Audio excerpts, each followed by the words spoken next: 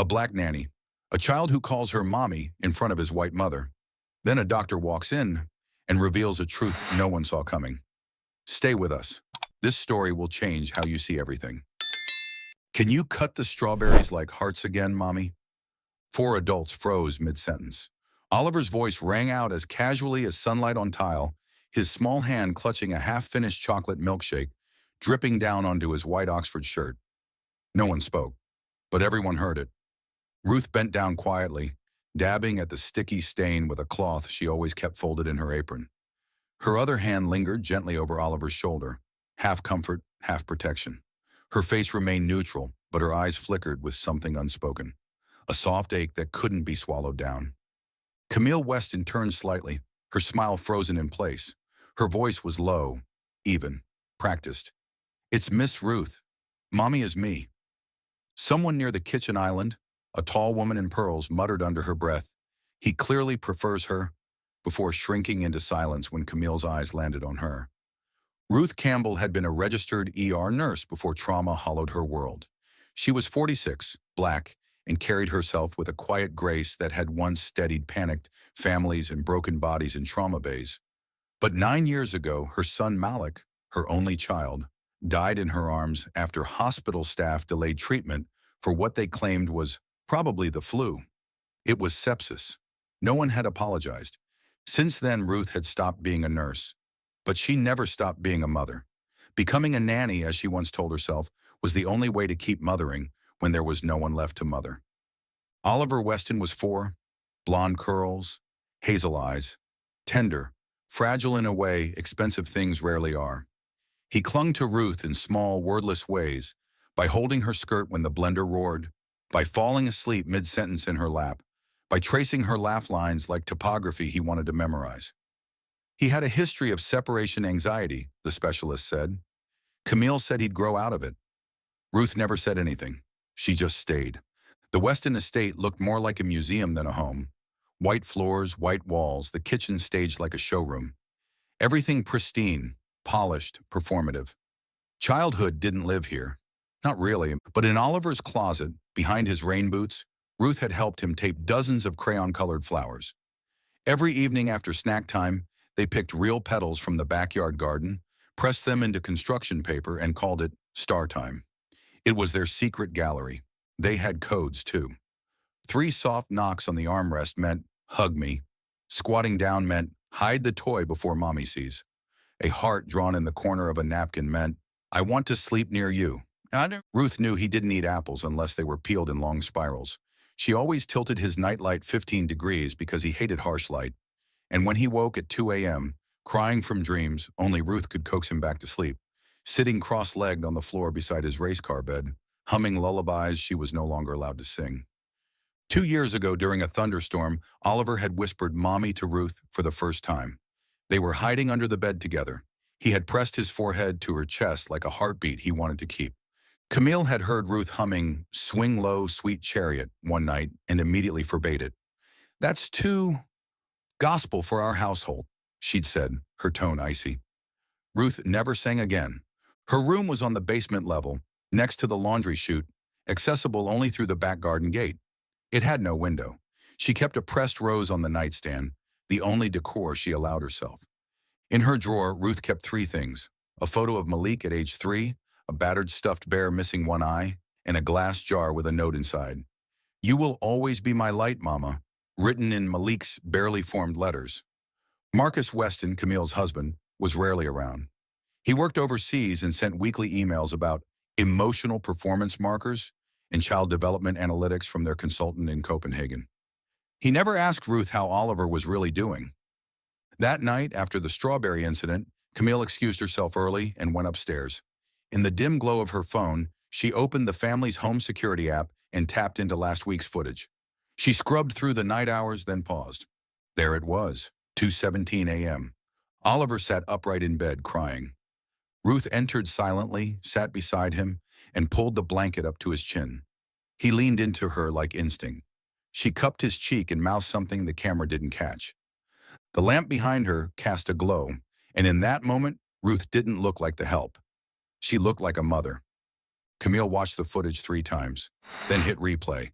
but didn't speak and didn't blink. You are not to call her mommy ever again. She's the help, not your family. Camille's voice sliced through the room like a cold draft. She stood in the kitchen's threshold, arms folded, while Oliver, just moments ago curled contentedly in Ruth's lap, was being peeled away like a toy she hadn't authorized. His half-eaten cookie dropped to the tile floor. The silence that followed wasn't peaceful. It throbbed. Ruth sat frozen for half a beat, the picture book still open in her lap. Oliver's arms had left a warmth on her thighs that quickly chilled. She swallowed hard and rose slowly, murmuring, "Yes, ma'am," though the words scratched on their way out. Camille knelt to Oliver's eye level. "You understand, sweetheart? She's Miss Ruth. That's her name. That's what you call her." Her tone was rehearsed, like she'd practiced it in front of the mirror. Oliver's brow furrowed. He looked to Ruth for a cue. She gave him a tight smile but said nothing. Later that afternoon, the household staff was gathered for an impromptu meeting. Camille stood at the head of the long glass dining table. Her tone was clinical. "Emotional distance is essential for boundaries. This is not personal, it's protocol." She issued new guidelines. Ruth was not to touch Oliver unless necessary. No hugs, no lullabies, no affectionate nicknames. Ruth nodded without raising her eyes, but her right hand gripped the seam of her dress tightly, fingers turning pale. She wasn't sure if anyone noticed. Gladys, the housekeeper, did. That evening, Oliver disappeared after dinner. Ruth found him in the playroom, lying on the floor beside a pot of cactus he'd once named Spiky. Without looking up, he patted the rug next to him and said, "Let's read to the cactus. He doesn't make rules." Ruth sat, opened the same story from earlier, The Runaway Bunny, and began reading softly. Oliver climbed silently into her lap mid-sentence, resting his head against her shoulder like nothing had changed. The cactus sat between them like a silent witness to a rebellion neither of them could name. That night, Ruth stayed up late, knitting. She'd bought soft blue yarn on her last day off, planned to make gloves for Oliver, his hands having chapped in the cold. She finished them just before dawn, tiptoed into the hallway, and slid them into the drawer of his desk. The next morning, she caught him discovering them.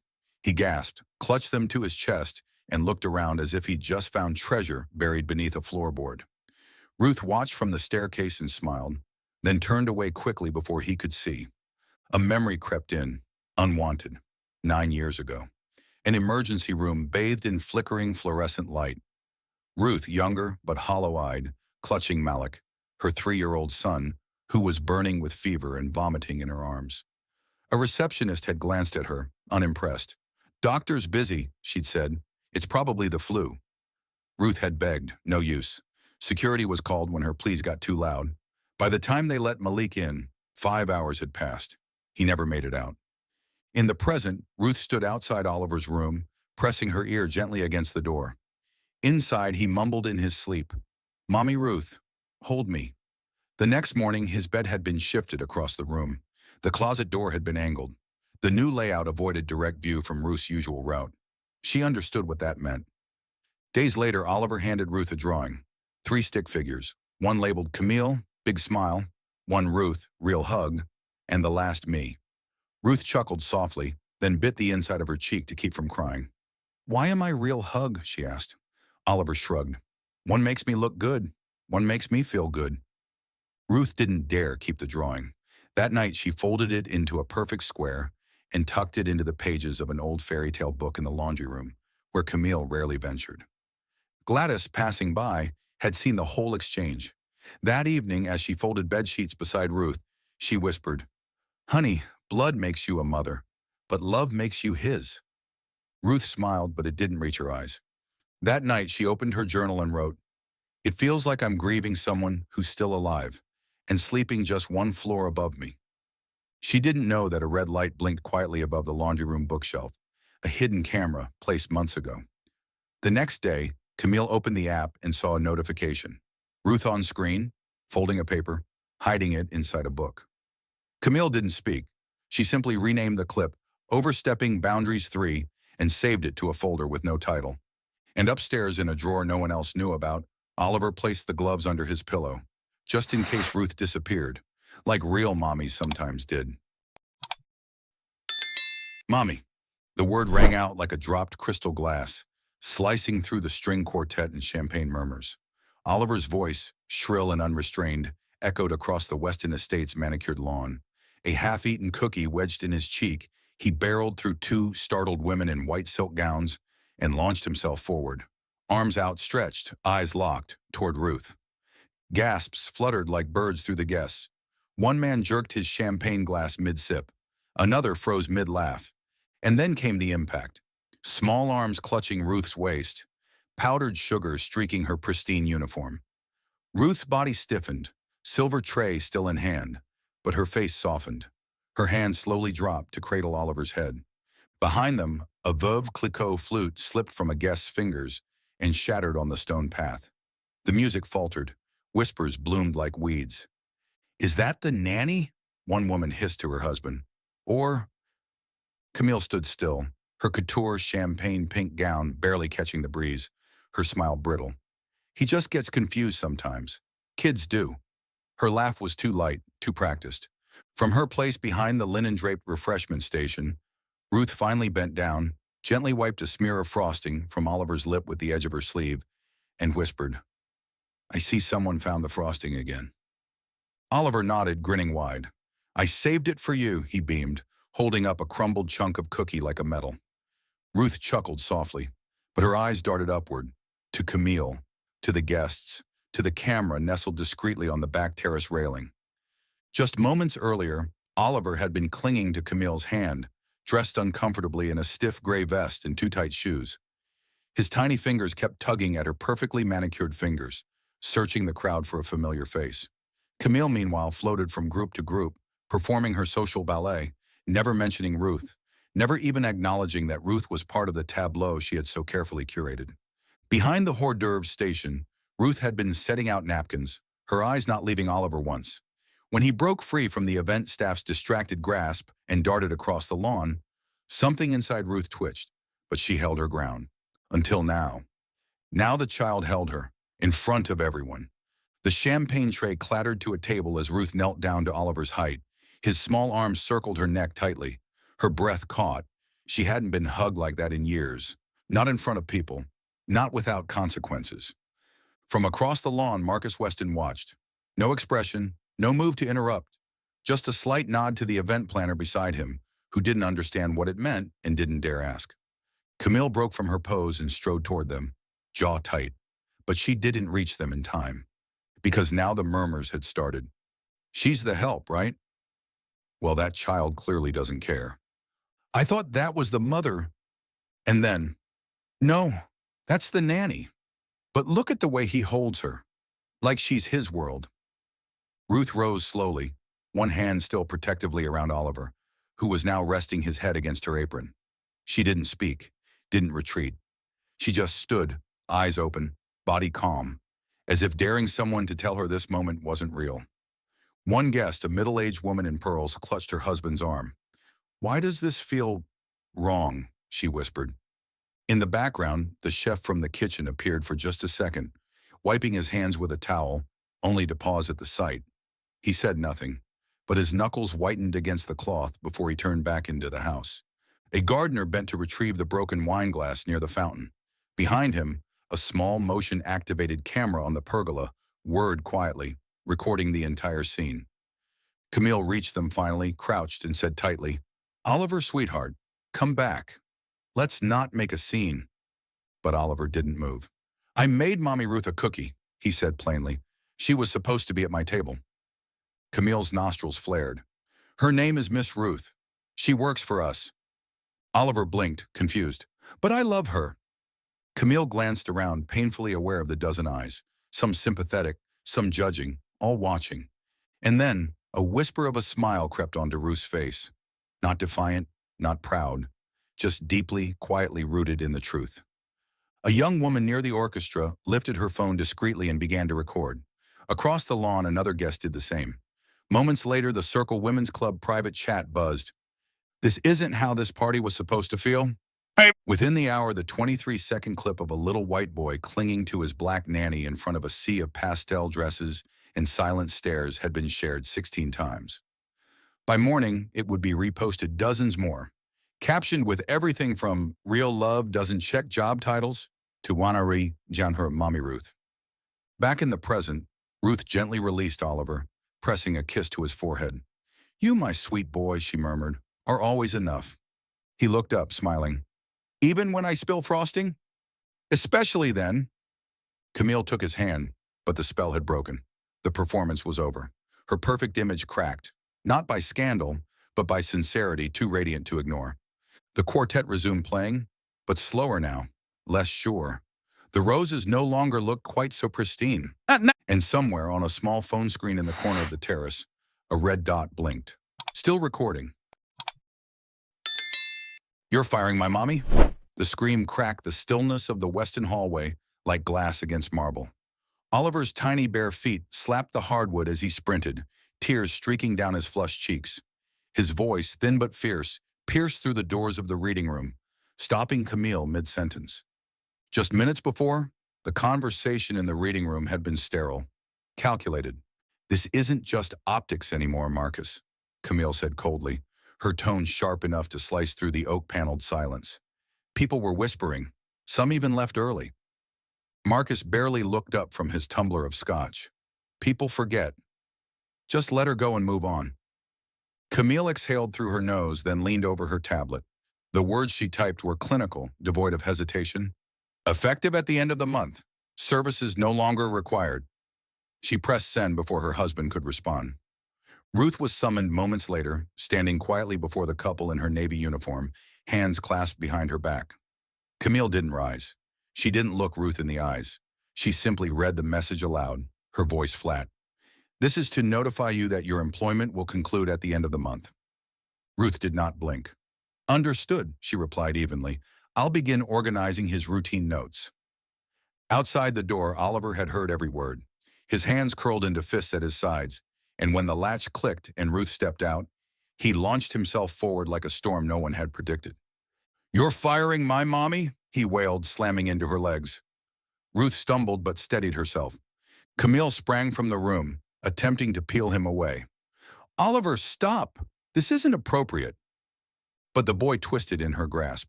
"She hugs me when I cry. She knows my stars.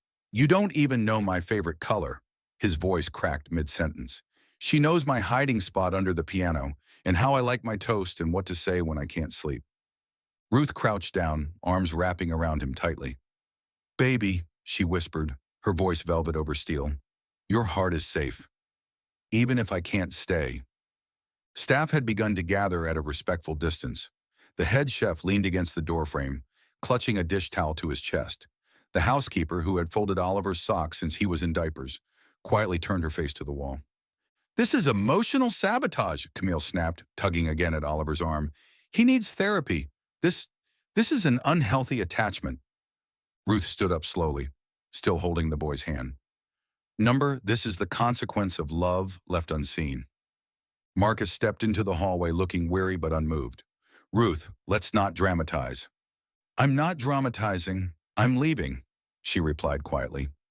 Then Oliver reached into his tiny blazer pocket and pulled out a wrinkled piece of paper.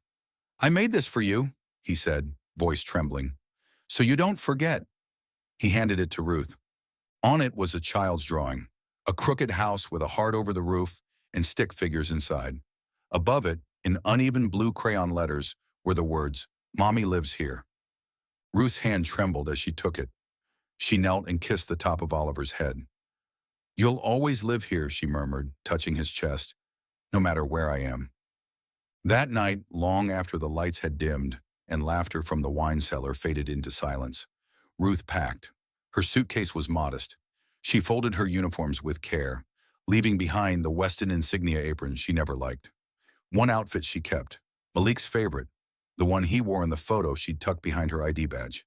She slipped that photo into her handbag alongside Oliver's drawing. They would travel together. In her room's top drawer, she found Oliver's gloves, the woolen pair he refused to wear, claiming they were itchy. She smiled, holding them to her chest. Downstairs, the night guard monitored the security feed half asleep. Marcus entered without a word. He stared at the footage looping from earlier. Ruth kneeling, Oliver's arms wrapped around her neck, his sobs echoing through the lens. Marcus rewound it and watched again. Then again. He said nothing, but his jaw clenched a little tighter each time. Upstairs, Ruth zipped her bag. She turned one last time to glance at the room that had been hers, but never truly hers. She took a breath and switched off the lamp. She moved through the house silently, her footsteps absorbed by the Persian carpets. At the final hallway, she paused. It stretched before her like a tunnel, moonlight spilling through the windows, illuminating the path that had always felt off-limits. She took it anyway. She didn't look back. In her right hand, a wooden box no one had ever asked about. In her left, the gloves of a boy who had given her more love in 2 years than some mothers receive in a lifetime. What she didn't know, what none of them knew, was that a sensor on the upstairs hallway camera was blinking red, and someone somewhere was watching. From a guest-forwarded email in the Circle Women's Club, a clip had already begun to circulate. Not the party video, but a new one. It showed Ruth walking down the hallway in silence, past portraits of people who had never smiled at her. The caption read, "You can fire the Black Nanny, but you'll never erase the love she left behind." And in a quiet room upstairs, lit only by a nightlight in the shape of a star, Oliver drew again. Another house, a bigger one. This time he added trees, a swing. And in the corner, under the roof, 3 stick figures. He labeled them all. Me, Malik, Mommy. He didn't need anyone's permission to love her, and he never would. Grace? The voice cracked like glass in the middle of the gala's glittering din. Ruth's hands froze midair as she set down a tray of tartlets onto the banquet table. She turned her head slowly, the name ricocheting in her chest like a bell struck in a church she thought long closed. Her eyes locked with a pair she hadn't seen in over 2 decades. Fierce, tearful, unmistakably hers. "Lena," Ruth whispered, her voice catching before it could escape properly. Her napkin fluttered from her hand, forgotten. Dr. Imani Carter stood at the gala's entrance, stunned, as the flute glass she'd been holding slipped from her hand and shattered on the marble floor. She didn't move at first. The world around them dissolved. Music stilled, chatter dropped.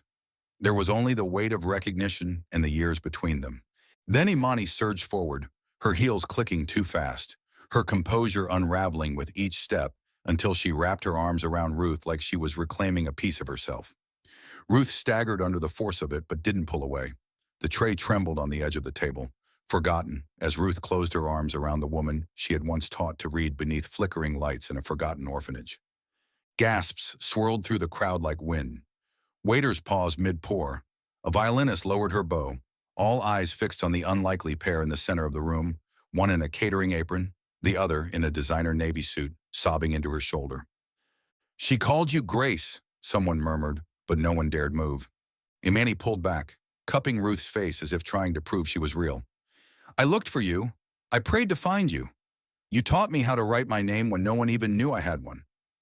Ruth, overwhelmed, blinked back tears. "I never thought I'd see you again." The hum of phones rose, guests recording, streaming, whispering. The hashtags began almost instantly. And not just, the nanny, Mommy Ruth, she raised us. Camille stood at the far edge of the ballroom, her champagne glass midair, her face frozen. Her picture-perfect event was slipping through her fingers. This was not in the program. This was not in the press kit. Imani turned, her voice somehow steady as she stepped up to the stage, refusing the cue cards the organizers had prepared. She took the mic with both hands. "You were going to hear about my medical work tonight, but that story is incomplete without her." She pointed to Ruth. "This woman raised me, not with money or name or blood, but with books, warmth, and belief. When no one else would speak to the black girl who stuttered and flinched when touched, she read to me. Every Sunday, every week, without fail. She wasn't my mother, she was better. She was my choice." A ripple moved through the room. Some guests lowered their phones, some lifted them higher. The catering staff stood still, eyes wide. One of the violinists silently wiped a tear. Imani continued, now louder, bolder. "Don't you dare reduce her to just a nanny. People like her are why people like me become surgeons, professors, human beings." A journalist in the crowd tapped furiously into her phone. The article would go live within the hour. The unseen women who raised generations. Ruth stood by the dessert table, her eyes glassy, both hands gripping a napkin so tightly it shook. This time she didn't hide her tears. They fell freely, shamelessly, in front of the crowd that once looked through her. Camille made her way forward, a tight smile plastered to her face. The cameras were watching. She extended a hand to Ruth, perhaps for a photo op, perhaps to contain the moment. But Ruth stepped back. Her voice was soft but resolute. "I was never part of your narrative, Camille, and I won't be now." It wasn't defiant, it was simply true. And that truth landed louder than any applause. Marcus, watching from the balcony, didn't interrupt. But the moment he saw the live view count on the gala livestream, already climbing past 1 million, he reached for his phone and dialed the private media consultant. "Control the fallout," he muttered. But there was no controlling it anymore. Not when Chuck or She Raised Yous had begun trending globally. Upstairs, Oliver wasn't at the gala. He sat alone in his bedroom, the silence of the estate pressing in around him. In front of him was a sheet of paper, crayons scattered like thoughts. With slow, careful strokes, he drew a house, a wide one, with 2 chimneys and stars on the roof. And in front of it, he drew Ruth, her head bowed, her hands outstretched, and himself, smaller, holding her hand.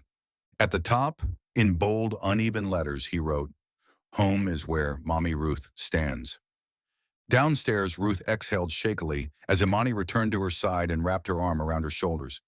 "She saved me once," Imani whispered. "Tonight, I get to return the favor." And as the ballroom erupted in thunderous applause, not for the keynote speaker, not for the host, but for the woman in an apron, Ruth didn't bow. She simply looked up, locked eyes with Camille once more, and then gently shook her head. The narrative had shifted. It no longer belonged to those who orchestrated optics. It belonged to those who had lived the love. And upstairs in the quiet room, a little boy whispered to his drawing, "Don't worry, I still remember." The camera above Oliver's room, long forgotten, blinked red again, but this time no one was watching. The boy folded his drawing, tucked it under his pillow, and whispered one last thing to the empty air. "Come back soon, Mommy Ruth." The wooden sign out front was old, weathered, and splintering at the corners, but the words carved into it still stood proud. "Malik's Place, where kids are seen." Just beyond the door, laughter echoed like sunlight on water, and there, on the tiled floor just past the entryway, Ruth knelt quietly, tying the shoelaces of a little girl whose tears had smudged her drawing. "It's okay, sweetheart," Ruth whispered, brushing the curls from the child's damp cheek. "Art doesn't have to be perfect. It just has to feel true." The building wasn't much, a single-story structure painted white with soft blue trim, tucked between a laundromat and an old hardware store in one of the city's forgotten neighborhoods. There were no cameras at the entrance, no automatic gates, no granite plaques or polished brass letters, but inside it felt like the heart of something sacred. Ruth had opened Malik's Place after the video from the gala exploded online. Donations poured in, some from old families she'd once worked for, many from strangers who saw a piece of themselves in the child who clung to the Black Nanny they were told to forget. And some came with no names at all, just notes that read, "For every Ruth who wasn't seen." The walls of the center were plastered in children's drawings, uneven stick figures holding balloons, rainbows that looped into suns, and hearts, so many hearts. The crayon strokes often veered off the page, onto the pale yellow walls and even the furniture, but Ruth never had them scrubbed clean. "Kids don't grow straight," she would say, "so why should their art?" A beanbag reading corner sat in one nook of the room, patched with rainbow fabric, surrounded by gently used books in multiple languages. Stuffed animals were tucked into every corner, their fur worn thin from too much love. Nothing matched, but somehow it all belonged. Every morning, Ruth stood at the entrance with a clipboard she never used. She called each child by name.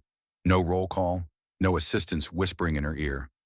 Just her voice, deep and steady, calling children home. Luis, Jamila, Tariq, Eden. One by one, they came running. That morning, a small boy of Salvadoran descent approached Ruth shyly, clutching a folded piece of paper. She unfolded it slowly. It was a drawing, her holding hands with the boy's mother under a tree. No words, just sun, roots, and hands. Ruth crouched down and embraced the boy gently, pressing her cheek to his temple. She didn't need to speak. Later that week, a little brown-skinned girl tugged on Ruth's shirt hem. "Are you our mommy?" she asked, not with confusion, but with something far more serious, hope. Ruth placed a hand gently on her own heart. "I'm the one who always stays," she replied. The center had a tradition now. Every Friday was Today Belongs to You Day. The children would write their dreams, wishes, or just thoughts on colorful paper leaves and hang them on a paper tree in the hallway. Over half of them, every week, read the same thing. Stay, Mommy Ruth. Amani became a regular visitor. She taught a class called Taking Care of Yourself, a fusion of basic health, emotional literacy, and storytelling. She always began the class by asking, "What makes you feel seen?" and ended by reminding them, "You are never too small to matter." One afternoon, a journalist arrived, notebook ready. He asked Ruth how it felt to become a public figure. Ruth just smiled faintly and said, "I don't want the world to see me. I want the children to feel seen." Above the front desk, framed in soft oak, hung a drawing Oliver had once made, Ruth holding hands with him beneath a giant house. On the roof, a huge red heart. He'd titled it, "Home is where Mommy Ruth stands." Camille saw the photo of Ruth in the center in a Sunday magazine once. Her thumb hovered over the old contact in her phone for a moment. Then quietly, she pressed delete. Weeks later, Ruth received a letter in scrawled English. It was from a single Haitian mother whose son had once refused to speak. Now the letter said, "He sings when he eats and calls everyone friend. Thank you for giving him his voice back." Volunteers told stories. One recalled Ruth kneeling in the rain to tie a young girl's shoes, shoes the child refused to wear after years of being beaten. That child, now 4 years old, was elected group leader by the other kids. As dust settled each day, Ruth would gather the children for story time. The golden light would pour in through the slats in the window blinds, dust dancing in the air like dandelion seeds. Children curled around her, some leaning into her shoulder, others lying with their heads in her lap. One boy, mid-yawn, once said, "If I had 3 wishes, I'd use 2 for her to never leave." The other kids nodded like it was the most obvious math in the world. And so every evening ended the same way. Ruth reading aloud, her voice warm and steady, wrapping itself around the room like a lullaby. One evening as she closed the book, the children clapped softly, not wanting to break the spell. Outside, the amber sun sank behind the trees. The light caught the sign above the door once more. Malik's Place, where kids are seen, and stayed. And beneath that fading wooden board, Ruth stood, still, quiet, hands tucked behind her back, watching the children laugh, not searching for anything more, because what she'd lost had become the very thing she now gave. She had once been Mommy Ruth to a boy who lost his way in a house too cold for love.